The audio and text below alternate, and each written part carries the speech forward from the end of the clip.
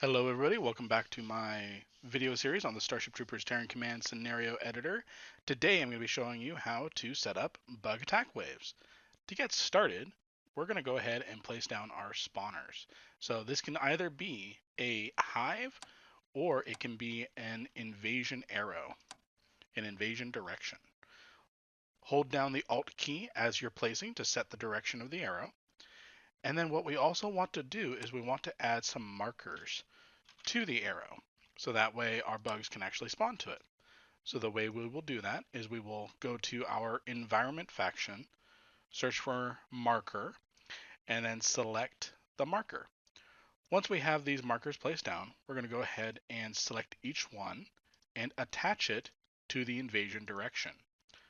Now, the attack wave will not actually spawn on the invasion direction itself. It will spawn on these markers here. All right. So now that we have our invasion arrow set up, we're going to go ahead and set up the triggers for it. To do this, we're going to go ahead and create a new trigger. And for the purpose of this, I'm just going to call it attack wave. All right, and we are going to set up our trigger here, and we're going to start out very simple with just using a offensive create. This is what we're going to be using to configure our offensive for the arachnid attack waves. So we're going to go ahead and select our spawners, which is the invasion direction, as well as this bug hive here. Now, we have a couple options here that we can use. We can use available arachnid supply, which is where we get to configure what supply is available here.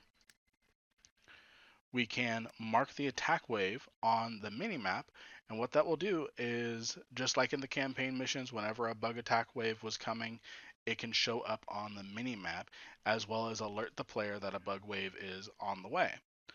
So, and then we have share supply across spawners. Now, what this does is if we have a supply of 10 or 15, for example, if we don't have this selected, each spawner will have its own supply that it can draw from. However, if we select share supply across all spawners, then all the spawners have to work off of that same pool. So now that we have that there and we have our supply set, we can go ahead and take a look at some other options down here. Now, one thing we can do with this section down here is we can control the duration of the invasion as well as the spawn interval. What these will do is it will delay how long each bug actually spawns, so you can control lag a little bit better this way. Now, we have an option here called use scenario variable. Now, this is where you can use a variable to configure the arachnid supply. So I'm actually going to go ahead and configure that really quick to show you. So the variable that we want to use is called arachnid underscore supply. And I'm going to go ahead and set this to equal to 15 and move this above our offensive. So that way it triggers first. I'm going to go ahead and empty out our supply here. And I'm going to enter in our variable name in the use scenario variable. I'm not going to mess with any of the durations here for right now. Now, we have a couple options here. We can set a target for the offensive, and we do have to select one. The best way to do this is judging how your scenario is operating. Is the player defending a base and you want the arachnids to go towards the nearest player controlled outpost? You can use this option here.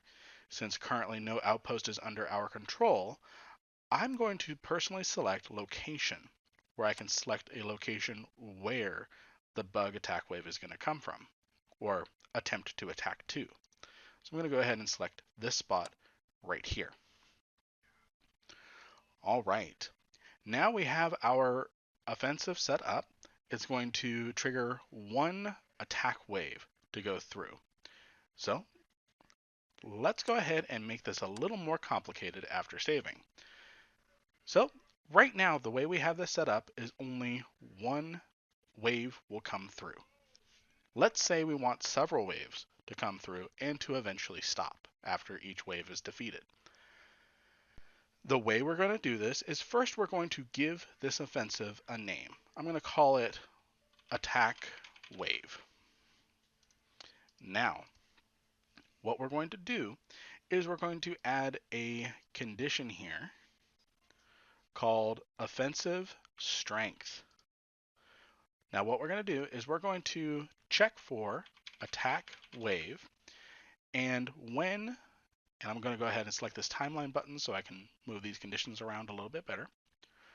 When offensive attack wave, or attack underscore wave, equals 0, then add more to the arachnid supply and start a new attack wave. Now, the next thing we're going to do is we're going to set up a couple variables here. So, and I'm actually going to go ahead and move this offensive strength check down here because we want it to power some other variables. So we're going to create a variable here called waves. And we're going to add 1 to the waves variable every time that the offensive strength for attack wave is set to 0, or it has used up all their supply and all the bugs in that wave are dead. And then it's going to add 1 to the waves variable. Now we're going to want to run another condition check. So we're going to check for the variable, and I'm going to go ahead, create one more variable down here. I'm going to call it variables. And I'm going to create a variable called total waves. And I'm going to have it equal to 3. I only want 3 waves to go through. All right. Now, to see if waves is still less than total waves. And if it is, we're going to set this trigger to -1, which means it's going to be a repeating trigger. What that means is that it's going to start the initial wave, and then when that wave is defeated, it's going to add a number to the waves variable. And then it's going to check, is waves still less than total waves? And if it is, it's going to repeat again up until total waves is completed. All right, so that trigger went and created 3 bug attack waves, and then as soon as those 3 bug attack waves were completed, it sent no further because it was now equal to, oh, looks like we had a couple stragglers behind us.